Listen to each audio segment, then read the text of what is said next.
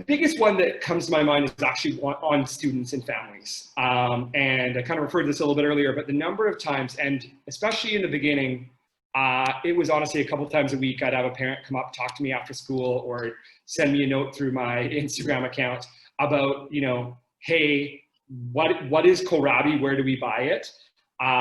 You know, I've been trying to get my son to eat chickpeas for 5 years because they're my favorite, and he's always refused them. Now he comes home asking for chickpeas and, you know, things like curries and, you know, other things that we've never been able to serve to them before. So the number of times that I hear of that behavior translating home, both from the kind of prep and tasting activities I do in edible education, but also in terms of what's served in the lunch lab program. So that, like I said, I'm using Instagram so parents can see that. We actually made the choice not to tell kids ahead of time.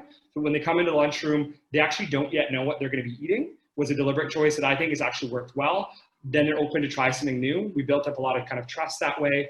Parents know what's happening. They can have conversations with their kids at home. And I mean, I've heard, I have, you know, anecdotal evidence of the program we're doing shifting what the kind of behaviors and requests for what families eat at home, which I think is pretty awesome.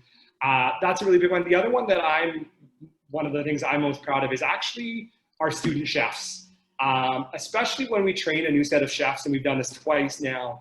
The first couple times that they serve to their peers, right? So they come in early, they actually prepare the food, keeping things warm that need to be kept warm, cold that need to be kept cold. We actually have staff meal, we call it. So the student chef team and the chefs and myself and some of the parent volunteers can actually eat together.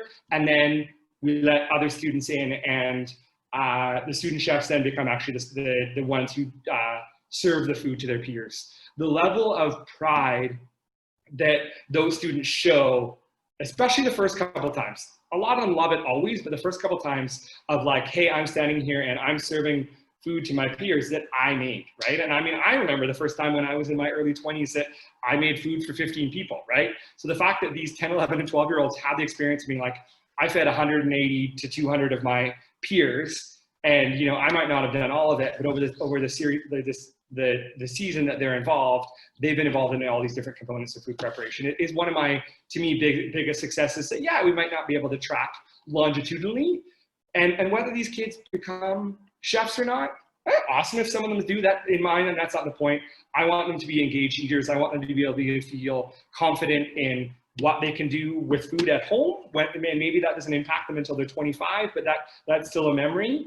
And to me, it's also just a source of pride, right? Where we can give students, this is where food is such a powerful tool, where we can give students the opportunity to feel competent and confident and have some level of mastery and pride. I think it just can be such a transformational thing. I mean, I'll say for humans, not just children, but adults as well, right? And to be able to give those real, authentic leadership opportunities to students early on is something I'm very proud of and can see the impact on those kids.